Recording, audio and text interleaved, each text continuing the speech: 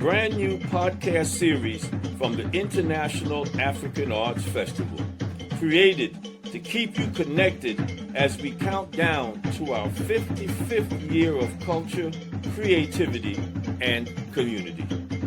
Each week, hear directly from the artists, dancers, musicians, vendors, and community members who make this festival an unforgettable experience. Tune in every Thursday at 8 p.m. on YouTube for Voices of Festival. Celebrate the culture, feel the rhythm, be part of the journey.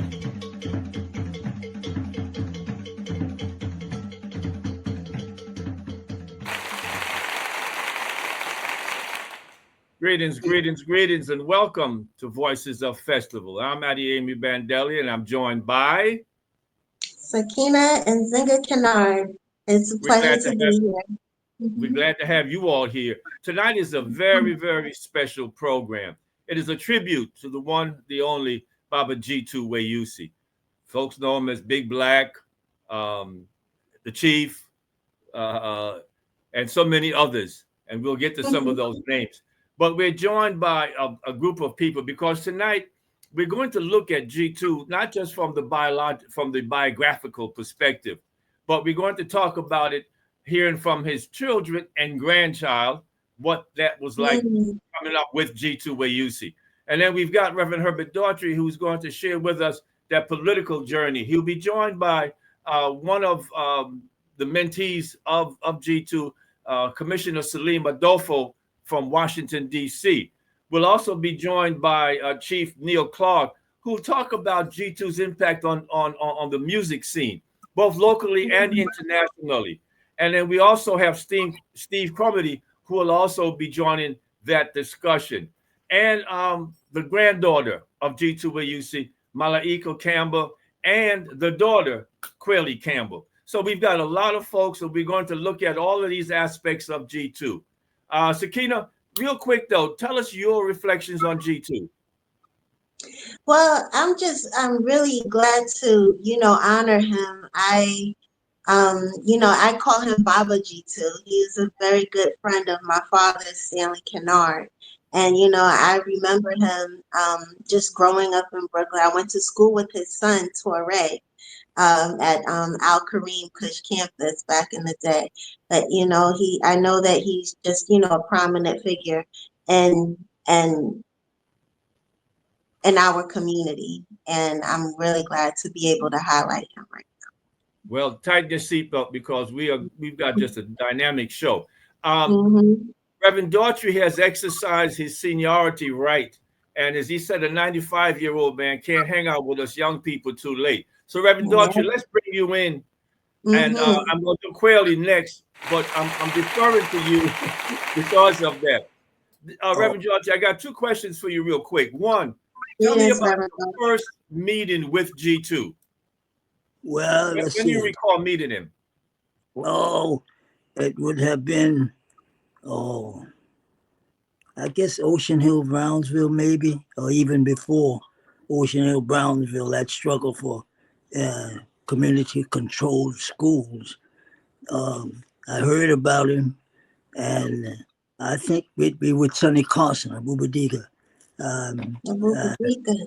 Yeah, I think he introduced us. But he made an impact upon me, not because of his size, but his sensitivity, his gentleness, kindness, and his reaching out, is always wanting to reach out and embrace the world, really, but in particular, those of us who were in the struggle. And it was he who called us together. Alban and Sam Penn and myself to form the gang. He all used to call us the Gang of Four. But in meeting him, as I said, I was very impressed with, he was a kind man. I always seemed to want to reach out to those of us and selfless, in the sense as we got to know him and struggle with him. he was never grabbing for the spotlight and never grabbing for his spot. He just seemed to know that what he was and what he wanted to do. It's going to happen. Reverend, could I, on that point, talk a bit about his role among the four giants, yourself, Right. Alvan, and G2. Right. What role did he play in that mix? Yeah, he called us together. You know, he called us together, and I remember my being absent from the meeting, and he called me and said, "Hey, Rev, what's going on? We missed you at the meeting." I said, "I don't know, some things happened." He said, "No, we can't move on. You got to come to the meeting." And I thought that was most unusual. People don't be calling people come to the meeting. But it was he who kept us, held us, called us together, held us together. And it was he who brought his vast experience, particularly on the cultural side, Afrocentrism, to the meeting. And he was, we call him the chief. He was the glue that held us together. And he was the organizer that had built institutions. And so we kind of looked to him to give us entree into the, at the time, the dynamic Afrocentrism that was beginning to sweep the country and the world, in fact. And of course, he had been deeply involved in the culture. So you know, his vast mind never seeming to rest with one thing. He was always organizing, always building institutions. Yes, Reverend, I want to take a look at one of those things, which was how did he impact the political current at the time? Oh yeah, well, at the time, you know, we were pretty much powerless. Although he again tried hard to bring us together, but he was key in bringing in Alvan, who was the political guru who had gained credibility. So Jitu was the organizer of the various conventions that we had as Buff. You know, we reorganized our own convention and invited the aspirants, the candidates to the convention. And I remember when Fred Richmond, congressional district, Fred Richmond had the seat, and we were looking for a candidate, and Bernard Gifford, who was the boy wonder, as he was known as, had thrown in his hat to run. And then we all met at church, which Jitu never made distinctions along religious lines. You know, all men, women of the faith, whatever, were welcome in. So we met at the church, House of the Lord Church, where I was then the pastor. And I remember Bernard Gifford in a closed meeting said, "Well, I'm not going to run because so and so and so." So G2 had a way of becoming bigger. You know, he kind of when he sat, you know, he kind of bent over, his hands on his cheek, on his side of his face. And when Gifford said, "Well, I don't feel like running," he began to emerge, you know, bigger and bigger, and it seemingly never stopped getting bigger and bigger. And he stood over Gifford and said, "You're not going to run? What do you mean you're not going to run? You're supposed to be running. You know, you started out as the candidate." So Gifford decided that, yeah, he was going to run. He would give it in the ring. And it was true when we do these negotiations, you know, the downtown, when we launched the movement, Black Christmas, which is his term. All right, what you're going to do is build a movement. Black Christmas, 77. Let's do this boycott. Black Christmas '77, and the business community heard and tried to stop it, and we would do these negotiation sessions.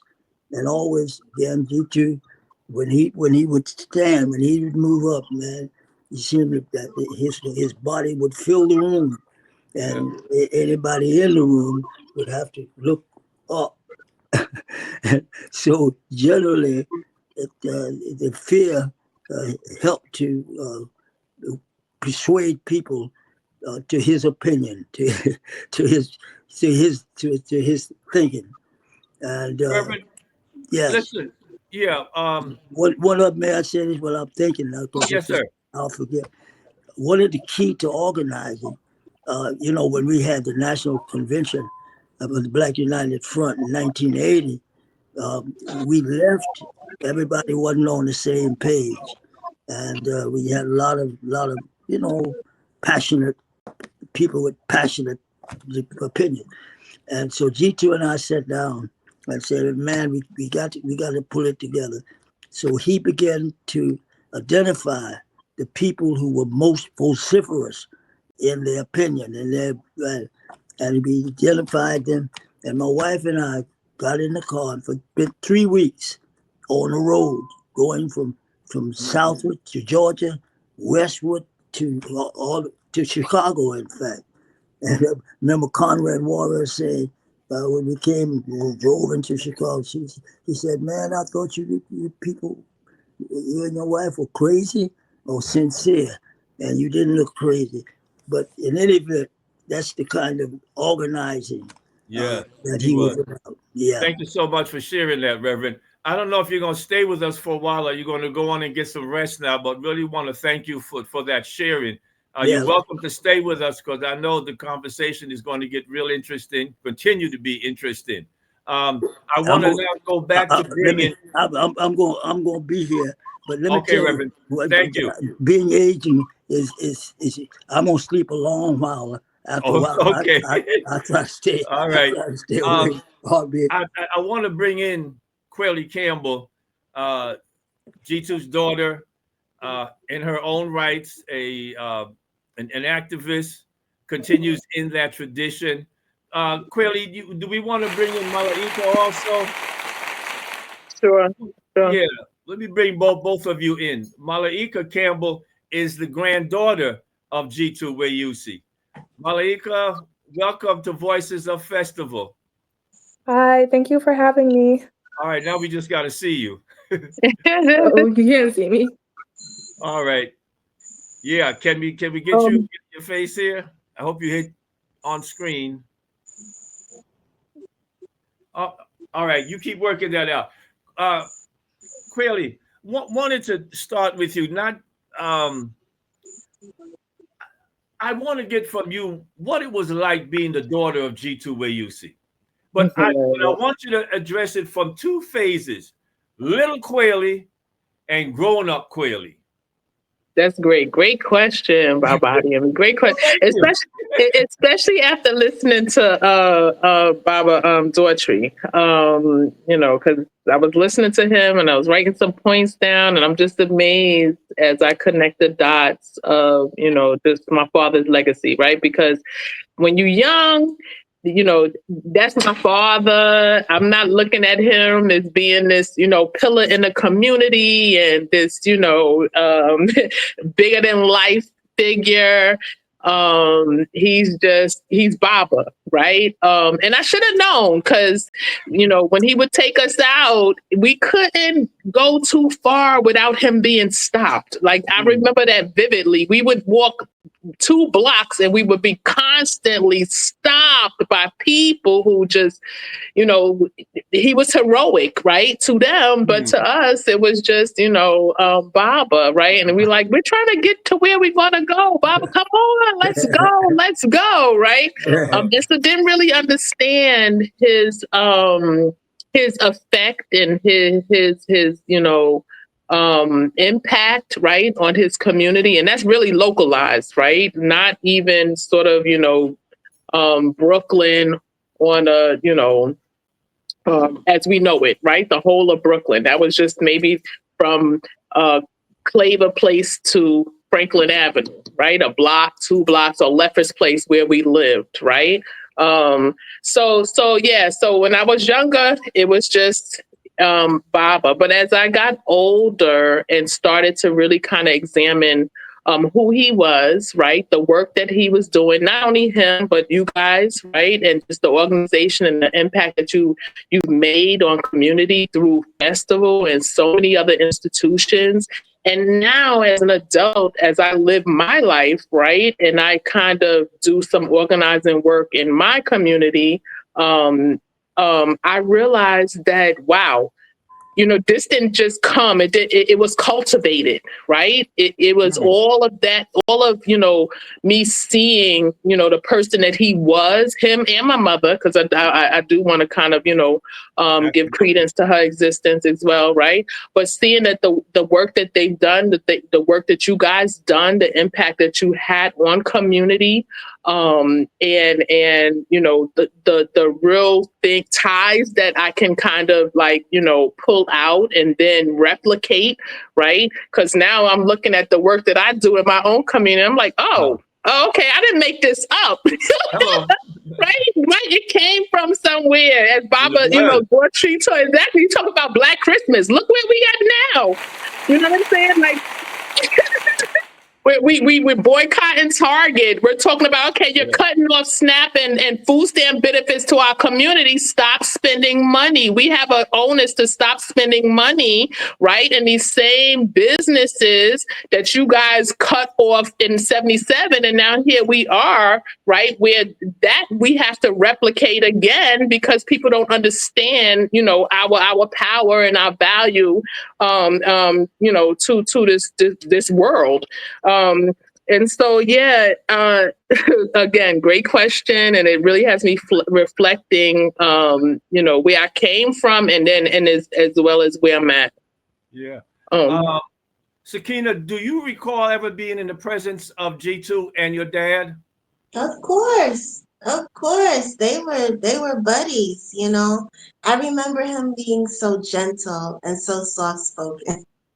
All the time, But to speak to what you are saying, Quayle, and it's so right. I mean, we are the next generation moving forward, and all of what they did is such an inspiration for us. Now in these times, right now there's a lot of unknown, but what we do know is that our community is strong, and that's one of the reasons why we have our show, to really highlight our history and, bring everyone together virtually so we can continue on the legacy, All right. 1,000%. Malaika, welcome. We can see you now. Yeah. Talk about being granddaughter of Jitu Weusi. What do you recall and what is that experience like?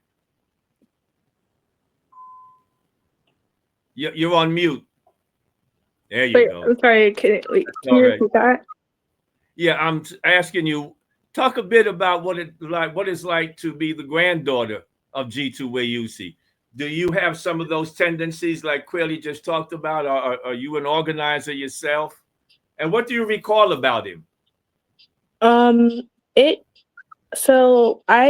he passed, I was like really young. I was like 7.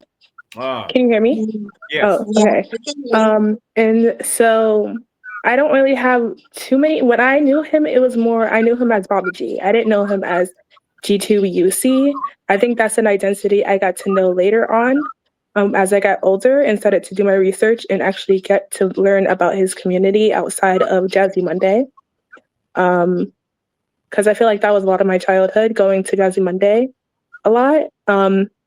But what I remember both back then and even now, even like when he's gone, I still get the sense of community that he introduced me to. And I'm really grateful for that. I feel like I'm constantly getting to know people and about him through other people. So I always found that really interesting. Because when I got to know him, let me ask you something there, because your dad is a principal now, right? Yeah. And do you see in him some of the things that you hear about having to do with Jitu? For example, Reverend Daughtry and Quayle and Sakina both spoke to his gentleness. Even he was a big guy, and so is your dad. Does your dad have any of that? Yeah, I think they both have their moments. Like I think they both look like in terms of like the physical features, but personality wise, when I knew when I knew Baba G, he was pretty quiet when I remember from what I remember. He was really quiet. I didn't really get to know him as D2 the leader, so I think there was like a difference in that. I got to see him as Baba G, the quiet owner for my suite. um, so, but my dad, I see him constantly in that leadership role that I wasn't able to see Baba G in when he was present physically. But something that I was able to learn about later, and from what I've heard about and learned about, I think that they do connect in that leadership way. Uh, So yeah, I guess there's that sense, and I guess, and even though I saw him, Baba G, as like a gentle, quiet, um, like event space owner, I did also get a sense that he was more than that. I just couldn't place my hand on it. 7-year-old me thought he was like some kind of secret agent or some kind of spy. Because sometimes he would take me and my sisters to these meetings, but he wouldn't like let us like at the East or the registration, but we couldn't go into actual room during the meetings, and so I would just come up with all these fantasies on what he was doing, like, oh my gosh, he must be in some secret meeting or something. But yeah, there is that sense, I guess, that I got. I just didn't learn about it until later. All right. Thank you so much. Quayle, back to you, and you're going to help me segue into another area of G2. How prevalent was music in your household? Wow. Yeah, very much so. So, I am a lover of music. And so, festival holds a space very dear to me because I travel the world to music festivals. And a lot of them I feel have been sort of grown on the back of what you guys have started, right? And especially when you look at the timeline of how, these music festivals have grown, right? And we're talking about globally, not even just here, in this country, right? And so we're sort of like, we are, and when I say we, the East International African Arts Festival, is the sort of inception of what we see now globally, right? In terms of music festivals, right? And so music was very important to him. If you spoke to him or if you know his story, you know that he worked at, jazz clubs when he was younger, and he had a connection to jazz and jazz artists in Brooklyn and in New York. And so, it was a very important, he started, as Malika talked about, Jazzy Mondays, but even before that, the East, the sort of inception of the East was, built on, music that you guys provided to a community.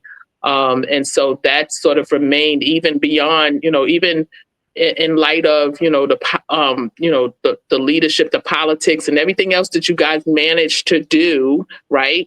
The undercut of that was sort of was music, and so I think that sort of permeated his life, his existence. And then me myself, I love music. I love like music. You'll see me in every picture I have headphones on. And I'm like, why are you always wearing headphones? Because I'm listening to music. Like that's my balance, right? You can do everything, fight all the injustices, so on and so forth, but you need that one thing to kind of balance you and kind of keep you moving. And for me, that's music. And so, yeah, Yeah. So yeah. that allows me to segue to our next two guests. Chief Neil Clark has been a part of the East journey from its inception. I really believe he was there at Claver Place with us. And he is a prominent a cultural icon, having played with Harry Belafonte, Masekela, Letambulu, on and on and on. And I would have to include his relationship, of course, with Randy Weston and Chief Bay. And I'm also glad to have with us Steve Cromedy. And Steve Wow. is with the Central Brooklyn Jazz Consortium. And as Quelly talked about, Jitu's journey, the East, International African Arts Festival, and then Central Brooklyn Jazz Consortium. Welcome to both of you. Chief Neil, Thank you. Greetings. First of all, tell us about, do you recall your first meeting with Jitu? Oh, of course. Of course. Well, actually, Baba Jitu was an icon for me because from the time of Ocean Hill, Brownsville, and the activism and the community organizing that was going on in Ocean Hill, Brownsville, I was in high school when all of that was going on. So that was a beacon. That was a beacon for me that really started my awakening. That started my activist, consciousness, because it was going on right here in Brooklyn. It was right here in the community that I live in. And it was talking about issues that related directly to, to myself as a student and the community that that I lived in. So that for me was the beginning. And at that point, he was a pioneer. Um, uh, uh, a pathfinder. He was a spokesperson. I mean, Baba Jitu was bigger than life, from that point, and then it just evolved. It went from Ocean Hill, Brownsville, and then the formulation of the East, and that was concurrent with my evolution as a musician. And then some of my earliest gigs were at the East. Some of my mentor, when I think about Baba Jitu, I think of him as a facilitator, as a mentor, as an advisor, as a counselor, as a consultant, as a patron. I mean, just for me personally, that's who Baba Jitu was. I met Chief Bay at Festival on Claver Place. Chief Bay I apprenticed with Chief Bay for 30 years. Bobby Shangi was one of my mentors. I met him at Festival. I met Baba Lucashe at Festival. And anybody that knows anything about me, I went on to be involved in the International African American Ballet, and we had significant performances at Festival. I played with Pharaoh at the East. I played with Norman Connors at the East. These were some of my first significant gigs, performances, and and then to have Baba Jitu's vision of seeing music as part of the struggle, and you had jazz, you had traditional African music, you had spiritual music. All of that was going on within the realm of what Baba Jitu was facilitating, and then to go on in the International Arts Festival to become what it is, and then the Central Brooklyn Jazz Concert. I mean, it just goes on and on and on. Chief, I want to hold you for a minute, because when you talk about going on and on and on, what it requires for this show, Voices of Festival, to go on and on and on is what Sakina is going to share with us.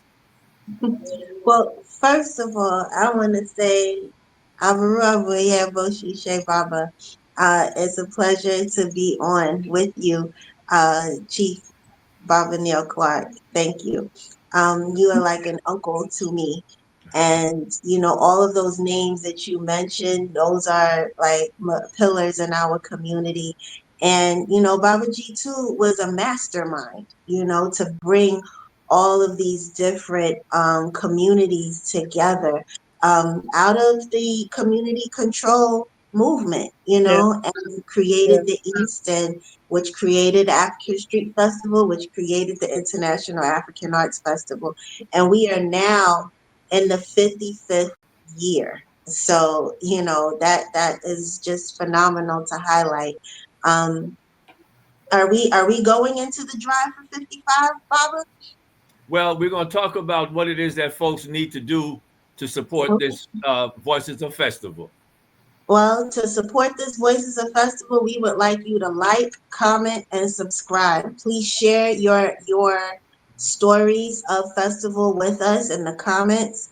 Like our video and subscribe. What, and woo, child.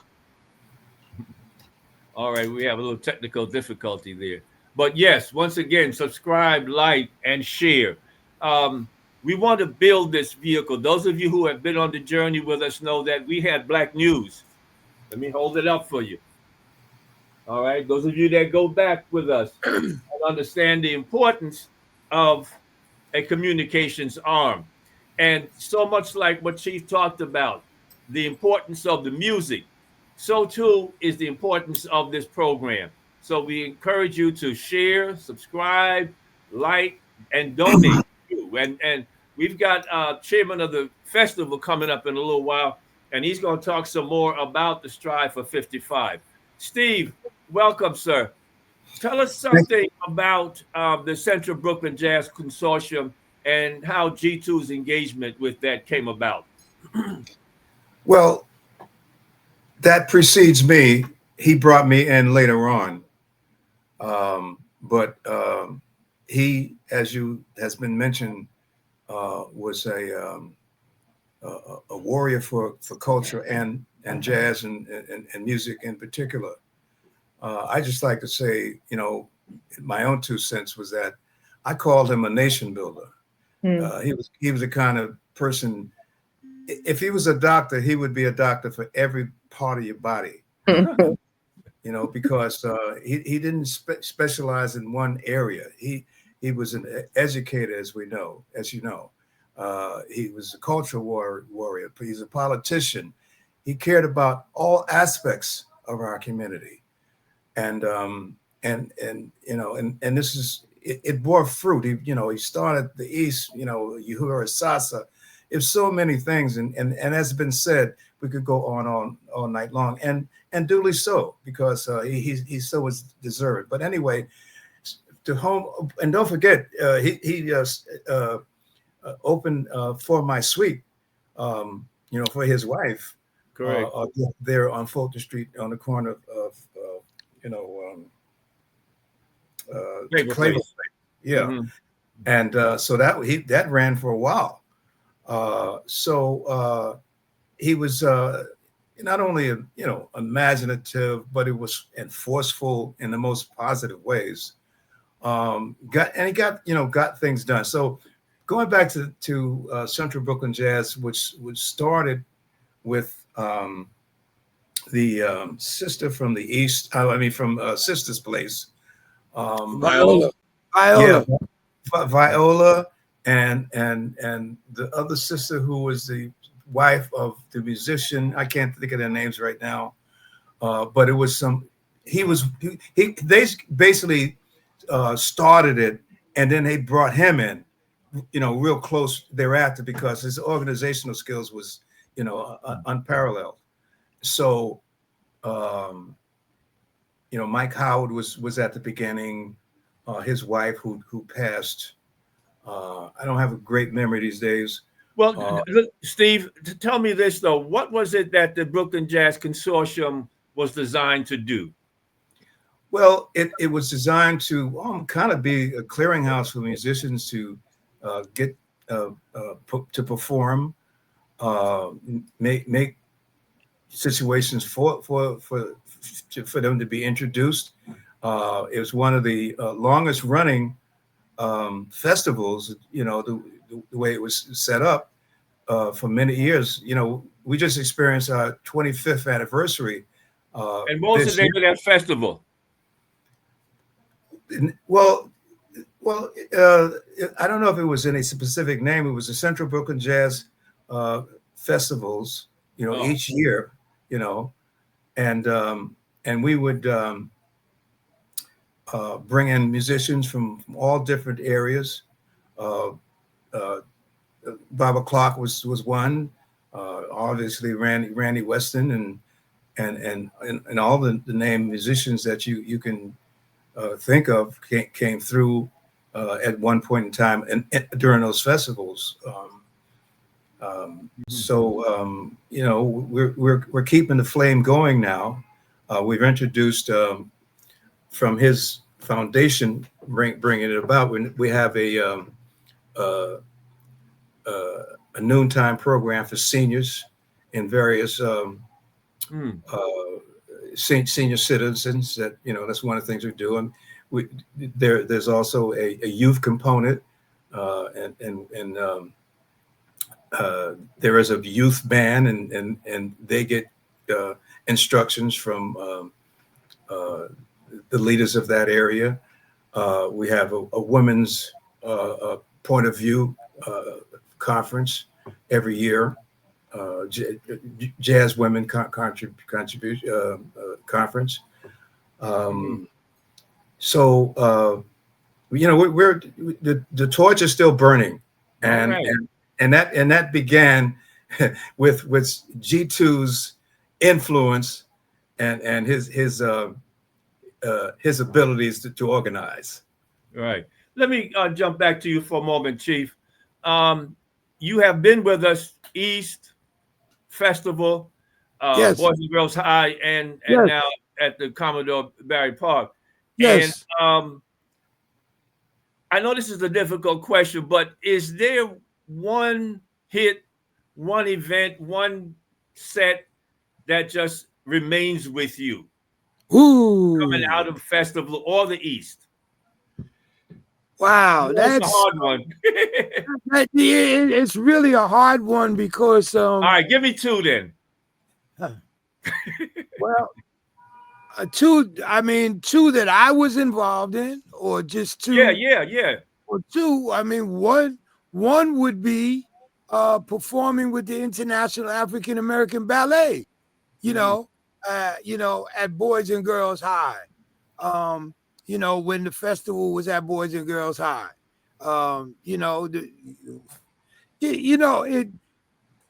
I've been blessed.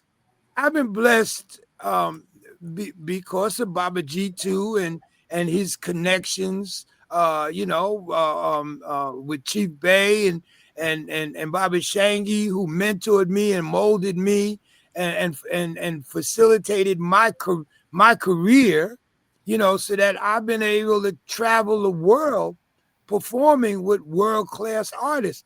But there's nothing like playing at home.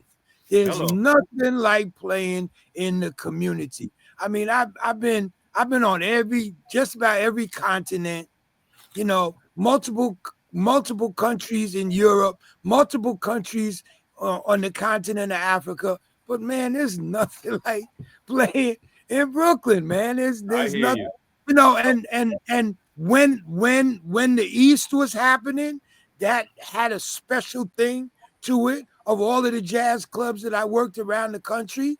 But then the festival, to perform at the festival. So to be there with International.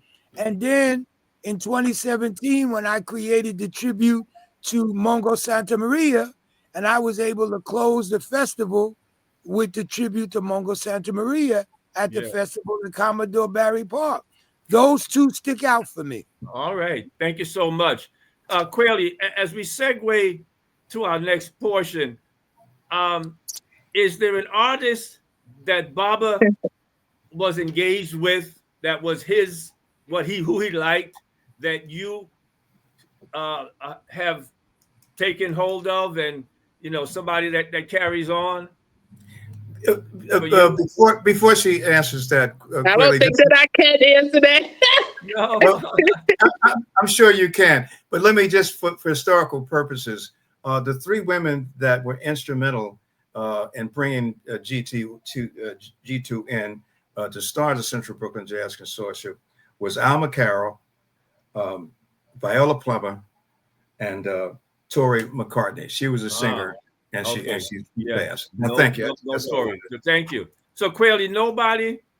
And listen, the reason I raised the question real quick, when I was growing up, my father used to play Dinah Washington all the damn time. And I hated it until I grew older, which is why I gave you that twofold question, because now I know all of her songs and I love her, So listen, we're gonna move on to the next portion of G2's journey. Before you, if I may, just to help Quelly out, Pharaoh Sanders, man. No, wait. Thank you, Miles Davis. I would have to probably say Miles Davis. I think that Miles. All right. Yes. All right. If I had to, but like he was just like it was just so many. That's why I'm overwhelmed. I'm like one person, like just in the genres, like. I mean, yeah, he just embraced it all. He loved music. He loved culture, arts. I mean, we're focused on music, but art, like the artists that came from International African Arts Festival, writers, like the whole gamut. He was just a lover of and appreciative of, and also these stories that you hear of him. That's a continuous thing. Every time I bump into somebody, it's stories upon stories about how he impacted and affected, someone's life. Oh, I got you. Listen, Chief, you gave me an excellent segue into another aspect of G2, which he brought to the community. But the East was always a very Pan-African institution. And I want to bring in Dr. Segun Shabaka to join us because the work that we did both at the East and also how we show up at festival is tied into his Pan-African vision. We were surrounded at the East by folks from the Caribbean, from Africa, of course, down south. And so that, the music was that. Oh my goodness, what's my brother from the Caribbean? He used to wear the big hat with the feather. Help me, Chief. Yeah. Brown girl in the ring. Tra la la la la. No, you're not talking about Zuma. Right. Exuma. Yes. Yeah, but all of those folks were part of this. But Segun and I, Dr. Segun Shabaka, who is festival chair and has been at festival for most of his life, he and I were engaged in a lot of international work that came out of the East and the Black United Front. Segun, welcome back to Voices of Festival. And talk a bit about what you recall was the international impact that G2 had and the stuff that he got us into.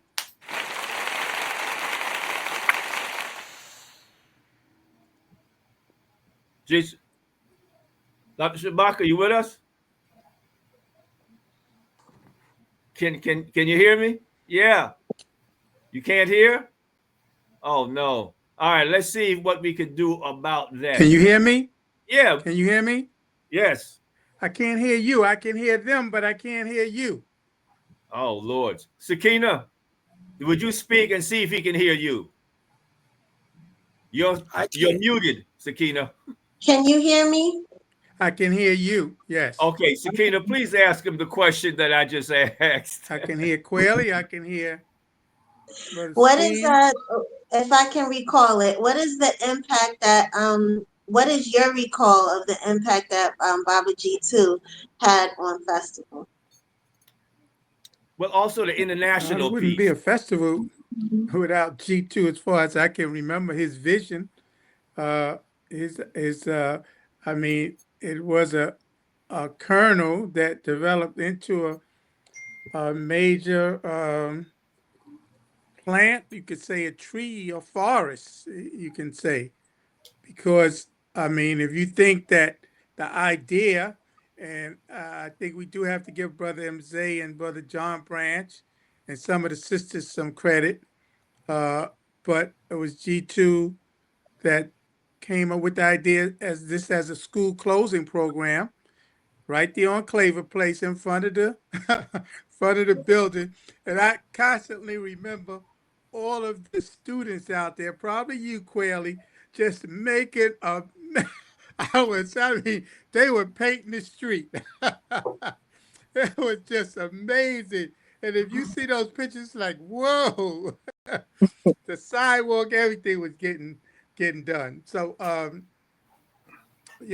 for me, you know, it was a beautiful experience just starting out there those first few years on Khalifa Place and festival being what it is today.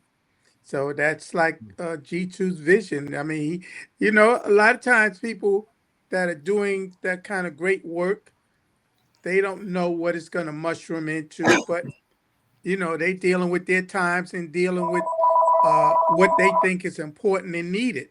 You know, so that was what G2 was doing. So we could see the results of that. Not only has festival grown, but there are festivals that are growing up Mhm. because of festivals Yeah. that are Yeah. sprouting up. Yeah. And I've said, I think arguably we're probably the oldest Pan-African festival in the world, not just the country, but the world. I don't think any. I'm not saying they're not African festivals that are hundreds, thousands of years old, maybe, but Pan African festivals that's bringing in people globally, artists globally, vendors globally, patrons globally. I mean, there are people coming to festival from Europe, Africa, South America, the Caribbean, I mean, Central America, and across the country. So it's truly Pan African, and that's in terms of patrons, artists, vendors, you name it. They're from all over the world. I'm not sure if you can hear me now. I don't know So why I go. can't hear you, Oh boy. Um, tech team. I'm not sure there. All right. All right. One of the things that Segun, when I can get Sakita to ask him the question, talked about our international work. It has taken us to every corner of the world, except probably Asia. But certainly uh, our work in the Caribbean, which involved Grenada, being at the first International Black Power Conference in Bermuda, one of the first international second Black Power Conference that was held in Guyana. All of these were things that G2 made possible, both from an organizing standpoint and our active engagement in those activities. Um, South Africa. of course, South Africa, which, by the way, he carried over into his work with the Brooklyn Jazz Consortium because he brought in a group of South African artists. Chief, do you recall that? You're on mute, Chief. Well, not only did they bring in South African artists, but they took us to South Africa. Ah, We toured South Africa. So that artistic exchange, man. I mean, like you said, Quelle, the stories are unending. The layers and the dimensions and the networks that Baba G2. I would say one of the things that I did not add to that list was that Baba G2 was a cultural advocate. He was a cultural advocate. And like Quelle said, it wasn't just music. Music was definitely one of his focuses, but I think the importance of artistic expression, as a literary mechanism, right. we are conditioned to believe that that literacy is the word on the page, but Baba G2 showed us that cultural literacy has many different dimensions to it. Right. Neil, I want to, Quayle, would you do me a favor and ask Segun about the international work that G2 was engaged in and that he got us involved in, please? Okay, Baba Segun. I Did you didn't hear the hear. question? Oh, okay. Can you expound upon the international work that G2,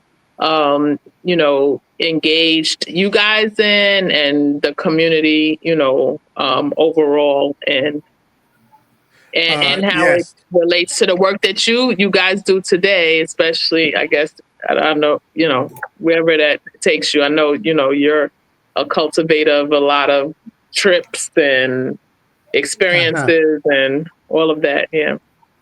Okay. Yes. Appreciate the question. If I understand correctly, uh, well, the East was a Pan African organization, and I think sometimes we forget that G2 was a cultural nationalist, a Kawaii cultural nationalist.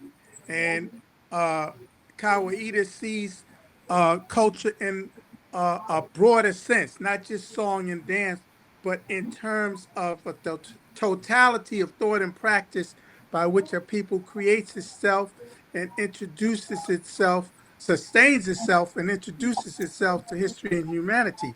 And so, uh, I think we can't forget that the East was a cultural nationalist organization that followed the philosophy of Dr. Maulana Karenga, which is a Kawaida, and that he uh, had a vision, a Pan African vision, and it wasn't exactly like other Pan African organizations, and he had connections, Pan African connections, and you know, people say, all right, that certain leftists, the Panthers, had connections to get people out the country. Well, so did the culture nationalist groups. We could get people out the country and have them live safe lives abroad. And I have to bring this up because uh, we tend to forget the power that we hold as black people in this country as independent of white support, like other Right, groups have right, had right. and done. And so we were able to do a lot of things. I mean, it's amazing that G2 facilitated us having land in Guyana, a farm. Adeyemi, you worked that, so you know. I mean, we had connections in Grenada. Before Maurice Bishop came to power, I interviewed him twice. G2 sent me to interview him twice in somebody's little apartment here in Brooklyn. Okay, we didn't run those interviews in Black News, but we did it. We had contacts in Trinidad and Tobago, NJAC, the National Joint Action Committee. We had, I mean, from those contacts, international, we were doing work with the African Liberation Support Committee, uh, the, at the Armory when I was there. We facilitated ALD that brought in uh, Sam Njomo from SWAPO. That was the first time the leader of African Liberation Group had spoken at an ALD program. And we did a lot of that work. That was because of how we were taught to organize under G2's teaching and leadership. Uh, you already talked about the South African connections. We had a strong relationship with the PAC, Sobukwe's organization, and now people are beginning to look back. They frowned upon them, but when the ANC came to power, they literally killed off the key leadership in the PAC because they were too radical. And now we're seeing that they're coming back. Well, we had relationships with those people. Um, we had when Cabral was killed, G2, Quayle, I don't know if you remember this, but we marched on the UN and we took students down there by the hundreds. And you had to see our students walk through the streets during those days, doing the Kawaii marching and drilling. And all we did was follow them, and they would stop the traffic, they would move, they knew what to do when they got off the train, everything. It was an amazing sight. So we would move through the streets at different times during uh, Black Crisis with the students, and they were right there with us. Reverend Dorothy was talking about the boycott. The students were involved in those Right. boycotts at Macy's. There's pictures of them. We had connections with Holy. Zimbabwe. When the struggle in Zimbabwe took place, we had tons of supplies we gave to that liberation struggle that we stored in the classrooms at the armory. When brother Rabo and sister Nasoma. Lubabo went to Oh, Israel to help the Black Israelite community. They were caught and arrested at the airport, but we were wherever Black people were, we were there trying to help them. Tanzania, we had connections. Ghana, when Nkrumah was killed, or when he died, when he passed, Joe went to his funeral. We had ongoing connections with the Congo. When Walter Rodney came to New York, he spoke at the Armory. Nobody hardly knew him then.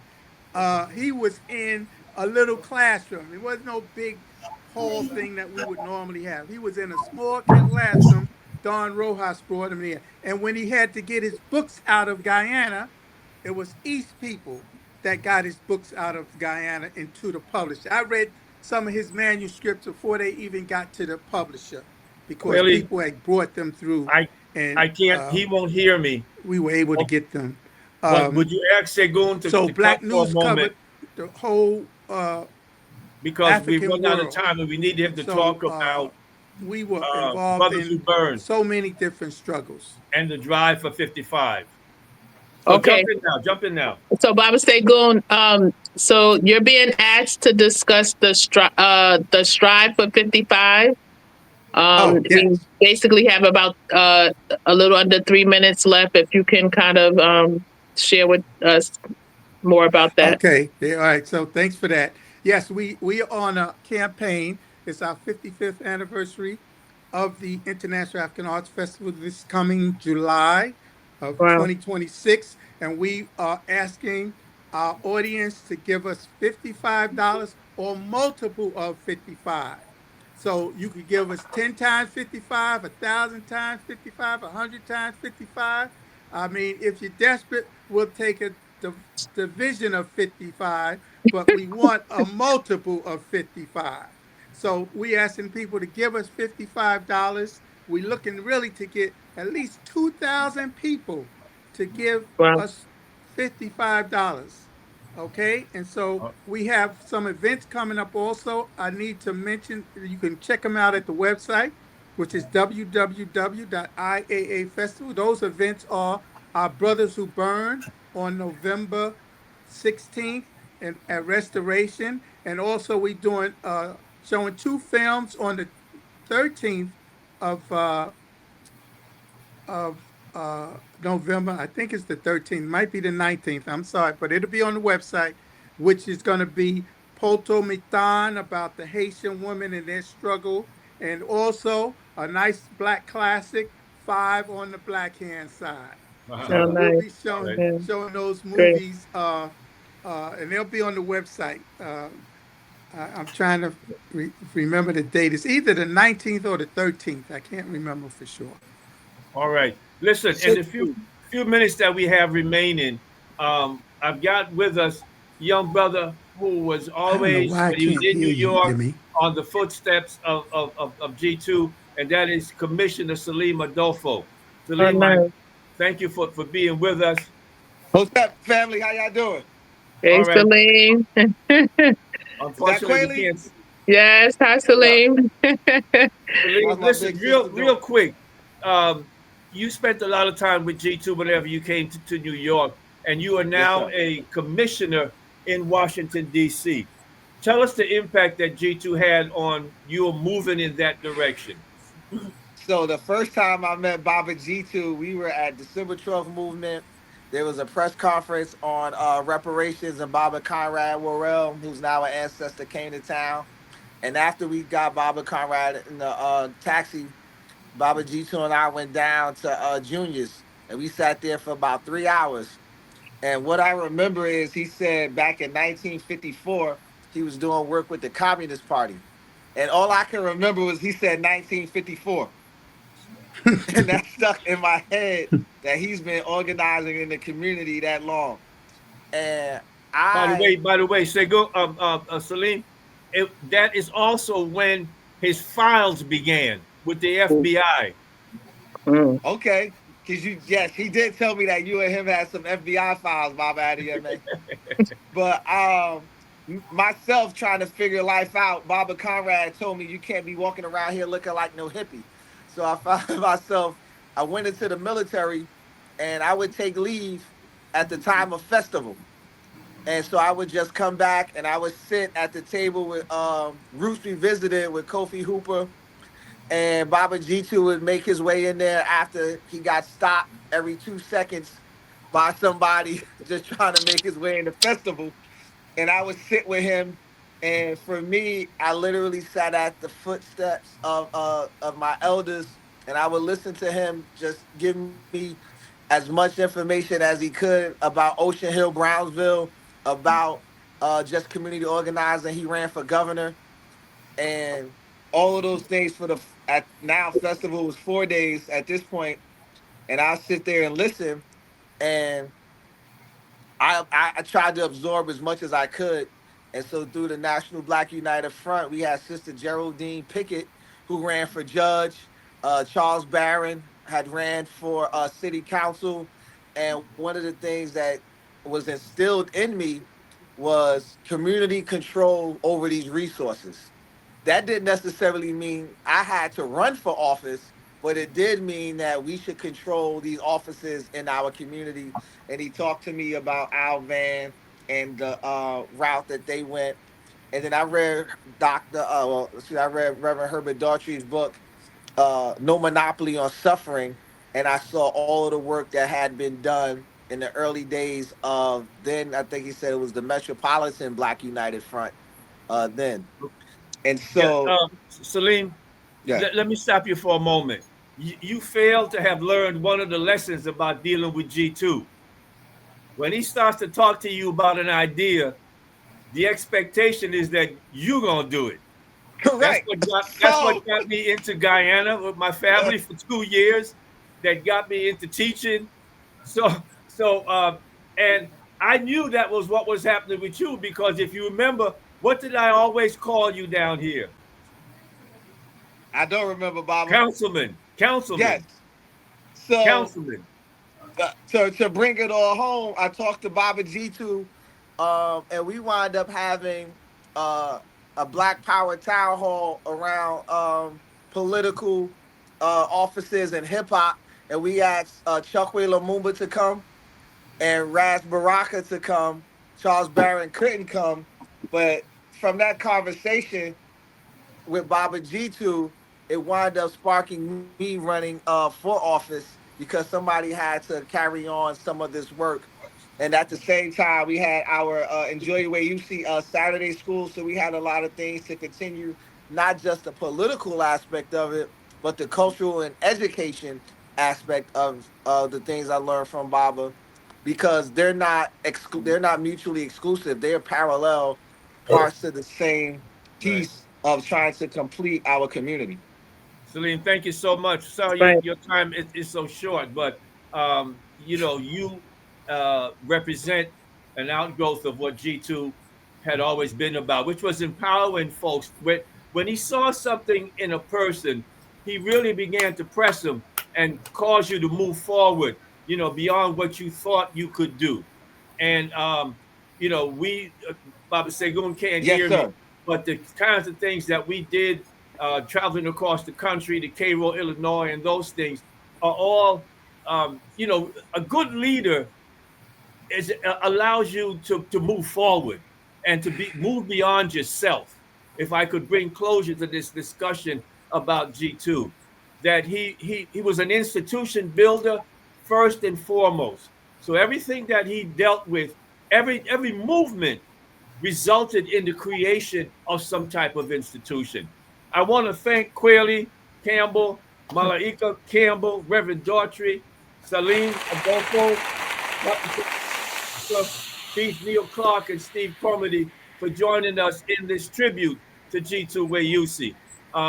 We probably need to do 2 hours next time, but we are committed to making sure that the great work that he has done is not forgotten nor taken for granted. And as Quayle talked about, for those whose his blood runs in their veins, they are carrying on his legacy. Even to the granddaughter, where are you, Malaika? Good to have you, and know what runs through your veins, because we expect some good things from you. All right, here you are. Thank you Thank so much you. for being with Thank us. you. Voices of Festival, and we'll see you next Thursday. In the meantime, be loving, be blessed. Peace. Blessings. Thank you. Thank Thank you. you. Thank you.